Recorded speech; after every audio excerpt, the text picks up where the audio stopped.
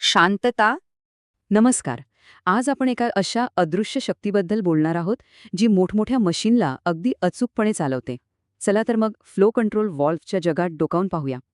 कधी विचार केलाय की कार लिफ्ट किंवा ड्रिल प्रेससारखी अवजड मशीनं इतकी स्मूथ आणि कंट्रोलमध्ये कशी चालतात? त्यांच्या प्रत्येक हालचालीत एक लयबद्धता असते, नाही का? तर याचं सगळं श्रेय जातं एका लहानशा पण जबरदस्त ताकदवान भागाला. आजच्या आपल्या या प्रवासात आपण आधी समजून घेऊ की मशीनचा स्पीड नक्की कंट्रोल कसा होतो. मग बघूया त्यामागचं सायन्स म्हणजे प्रतिबिंधाचं तत्व. त्यानंतर व्हॉल्व्हची रचना आणि त्याचं स्मार्ट व्हर्जन म्हणजेच वन वे कंट्रोल कसं काम करतं ते पाहू.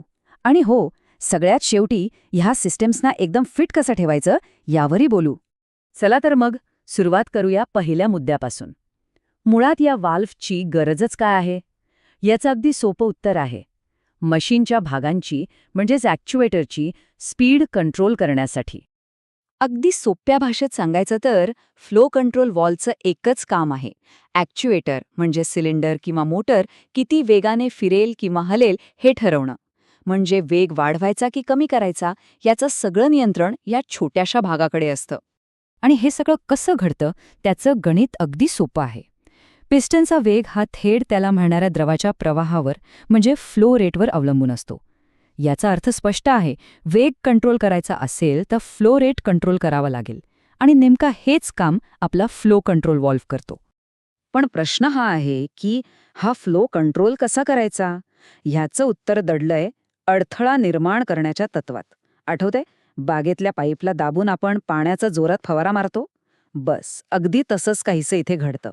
ह्याच साध्या भौतिकशास्त्रावर ही सगळी यंत्रणा चालते. बरं, जेव्हा द्रवपदार्थ अशा अरुंद जागेतून जातो तेव्हा घर्षणामुळे काय होतं तर त्याची काही ऊर्जा उष्णतेत बदलते. त्यामुळे व्हॉल्व्हमध्ये शिरताना द्रवाचा जो दाब असतो तो बाहेर पडताना कमी होतो. दाबातील ह्याच घटीला प्रेशर ड्रॉप असं म्हणतात. आणि हेच या व्हॉल्व्हच्या कामाचं रहस्य आहे. आता व्हॉल्व्हमधनं किती द्रव जाईल हे काही गोष्टींवर अवलंबून असतं. म्हणजे तो मार्ग किती लहान मोठा आहे, त्या छिद्राचा आकार कसा आहे, आत आणि बाहेरच्या दाबात किती फरक आहे, आणि हो, वापरलेलं तेल किती घट्ट किंवा पातळ आहे. या सगळ्या गोष्टी मिळून ठरवतात की फायनल फ्लो किती असेल. ठीक आहे, थेअरी तर समजली, पण इंजिनियर्सच्या भाषेत म्हणजे सर्किट डायग्राममध्ये हे सगळं कसं दाखवतात? चला आता या चिन्हांची भाषा समजून घेऊया, कारण ती खूप महत्वाची आहे. ही चिन्ह म्हणजे एक प्रकारची सांकेतिक भाषाच आहे. बघा, हा जो चौरस आहे तो म्हणजे व्हॉल्व्हची बॉडी. ही सरळ रेषा द्रवाचा मार्ग दाखवते आणि या रेषेवरच्या ज्या वक्र रेषा आहेत त्या म्हणजे प्रवाहातला अडथळा. आणि सर्वात महत्वाचा हा तिरकस बाण. याचा अर्थ हा अडथळा आपण आपल्या सोयीनुसार कमी जास्त करू शकतो, म्हणजे तो ॲडजस्टेबल आहे. आणि ह्याच ॲडजस्टमेंटला म्हणजे व्हॉल्व्ह फिरवून प्रवाहाचा दर कमी जास्त करण्याच्या प्रक्रियेला एक खास नाव आहे थ्रॉटलिंग. म्हणजे जेव्हा एखादा ऑपरेटर मशीनचा वेग कमी जास्त करतो तेव्हा तो खरं तर थ्रॉटलिंगच करत असतो. चला आता थोडं अजून पुढे जाऊया आणि एका स्मार्ट व्हॉल्व्हबद्दल जाणून घेऊ. हा व्हॉल्व्ह प्रवाहाच्या दिशेनुसार आपलं काम बदलतो. यामुळे मशीन अधिक हुशार आणि कार्यक्षम बनतात. इथे एक गंमत आहे.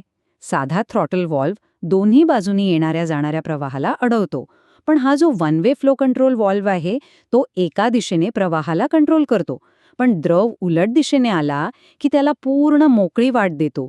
हे कशामुळे शक्य होतं? तर त्यातल्या चेक व्हॉल्व्हमुळे. हा म्हणजे एका वन वे गेटसारखं काम करतो. याचं एक परफेक्ट उदाहरण म्हणजे ऑटोफीड ड्रिल प्रेस. ड्रिलना खाली येताना अतिशय नियंत्रित आणि कमी वेग लागतो, तेव्हा प्रवाह कंट्रोल केला जातो. पण काम झालं की ड्रिलना पटकन वर यायचं असतं, तेव्हा हाच व्हॉल्व्ह उलट्या प्रवाहाला पूर्ण मोकळा मार्ग देतो. बघा किती स्मार्ट डिझाईन आहे हे. आतापर्यंत आपण व्हॉल्व्ह कसा काम करतो हे पाहिलं, पण एक गोष्ट लक्षात ठेवली पाहिजे, एकटा व्हॉल्व्ह काहीच करू शकत नाही. संपूर्ण सिस्टम म्हणजे प्रणाली जर निरोगी नसेल तर ह्या सगळ्याचा काहीच उपयोग नाही. त्यामुळे आता बोलूया प्रणालीच्या आरोग्याबद्दल. स्क्रीनवरचा हा आकडा बघा, 90% जास्त. आकडा खूप मोठा आहे, पण हा नक्की कशाचा आकडा आहे? तर धक्कादायक पण तितकंच महत्त्वाचं सत्य हे आहे की हायड्रॉलिक सिस्टममध्ये होणारे 90% जास्त बिघाड फक्त एकाच गोष्टीमुळे होतात, ते म्हणजे खराब किंवा दूषित झालेलं तेल. म्हणजे विचार करा, प्रणालीचं जवळजवळ सगळं आरोग्य हे फक्त त्यातील द्रवाच्या स्वच्छतेवर अवलंबून आहे. मग या प्रणालीला निरोगी कसं ठेवायचं? त्यासाठी काही सोप्या गोष्टी आठवड्यातून एकदा करायच्या आहेत. तेलाची पातळी आणि रंग तपासणं, कुठून गळती होतीये का ते पाहणं आणि फिल्टरचे इंडिकेटर तपासणं. या छोट्या सवयी मोठ्या खर्चापासून आणि मोठ्या बिघाडांपासून वाचवू शकतात. आणि मग येते मोठी सर्व्हिसिंग, जी वर्षातून एकदा किंवा दर 3000 तासांनी करायची असते. यामध्ये सगळे बोल्ट्स तपासणं, कपलिंगची झीज पाहणं आणि महत्त्वाचं म्हणजे सगळे फिल्टर्स बदलणं गरजेचं असतं. सर्वात भारी म्हणजे तेलाचा नमुना लॅबमध्ये तपासून घेणं. यातून आत काय बिघडतंय हे आधीच कळतं आणि भविष्यातले मोठे धोके टाळता येतात. तर आज आपण एका छोट्याशा व्हॉल्व्ह मागचं मोठं विज्ञान समजून घेतलं. आता जेव्हा कधी आपण एखाद्या अजस्र मशीनला अगदी सहजपणे काम करताना पाहू, तेव्हा त्यामागच्या या सूक्ष्म नियंत्रणाकडे बघण्याचा आपला दृष्टिकोन नक्कीच बदललेला असेल, नाही का?